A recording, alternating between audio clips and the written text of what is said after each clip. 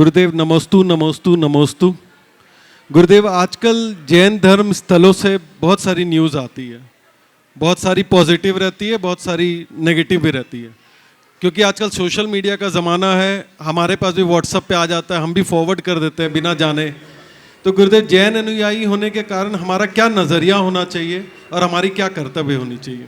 बहुत अच्छी बात कही है आपने। दरअसल हमें एक बात समझना चाहिए कि कोई भी समाचार या संदेश को प्रसारित करना एक क्रिया नहीं, एक बड़ी जिम्मेदारी है। हमें किसी भी समाचार, संदेश या संवाद को पूर्वापर विचार किए बिना प्रसारित नहीं करना चाहिए, खासकर सोशल मीडिया में या अन्य माध्यमों से सार्वजनिक रूप में। क्योंकि हमें ये पता होना चाहिए कि हमारे द्वारा जो कुछ भी प्रसारित किया जाता है उसका पूरी समाज पर व्यापक प्रभाव पड़ता है। तो जिन बातों का नकारात्मक परिणाम आ सकता है उन बातों को बिल्कुल भी सोशल मीडिया में नहीं फैलाना चाहिए।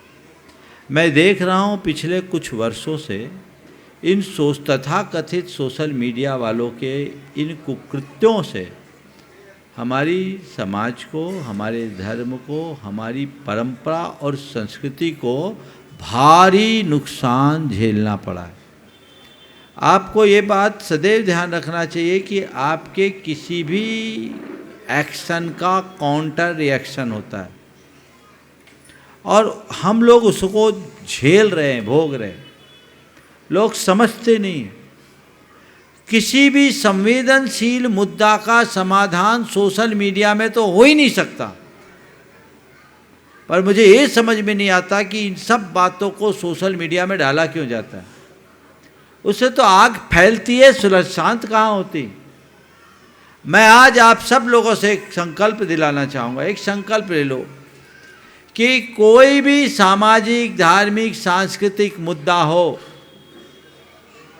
उसे हम सोशल मीडिया में शेयर नहीं करेंगे। जो मुद्दा जिस प्लेटफॉर्म का, वहीं जाकर उसका समाधान ढूंढिए।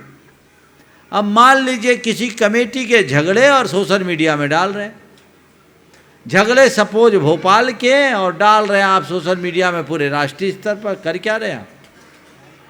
लेना एक न देना दो। तो ये आजकल प्रवृत्तियां चल पड़ी। इससे हमारे तीर्थ असुरक्षित हो रहे हैं, इससे हमारे समाज के प्रति लोगों का दृष्टिकोण बिगड़ रहा है, समाज की साख खंडित हो रही है। इसके साथ साथ इस तरह की प्रवृत्तियों से समाज में वैमनस्य बढ़ रहा है, आपस में प्रतिद्वंदिता बढ़ रही है, हमारे समाज में दलबंदियाँ हो रही है, राग द्वेष हो रहे हैं। इससे सब कुछ स्वाहा हो रहा है, भस्म हो रहा है।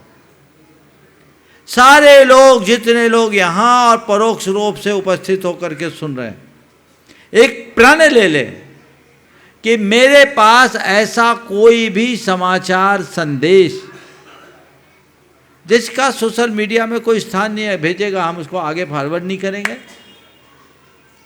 और यदि ऐसा व्यक्ति दूसरी तीसरी बार बढ़ता है तो उसको अपने ग्रुप से अलग कर देंगे या उस ग्रुप से हम बाहर हो जाएंगे। और आप अगर कोई आपको भेजता है तो एक बार उसको कहिए, भैया ये सब बात मत करो, गंदगी मत फैलाओ। हम लोग सुगंध फैलाने वाले लोग हैं, धुआं उड़ाने वाले नहीं। लेकिन समाज में आज धुआं फैलाने वालों की संख्या बढ़ते जा रही है, सुगंध फैलाने वाले लोग कम। धुआं उड़ाने की प्रवृत्ति से समाज को बचना चाहिए। ये सब प्रयास सभी को करना चाहिए। अच्छी बातें फैलाइए। हर बात को सोशल मीडिया में ले जाने का परिणाम बहुत भयानक निकला है और निकलते जा रहा है। हमने तो कई मुद्दों पर बहुत गंभीरता से देखा है और आप लोगों को उसके लिए समय समय पर चेताया भी है। लेकिन आज भी कुछ लोग हैं जो इससे बाज नहीं आ रहे।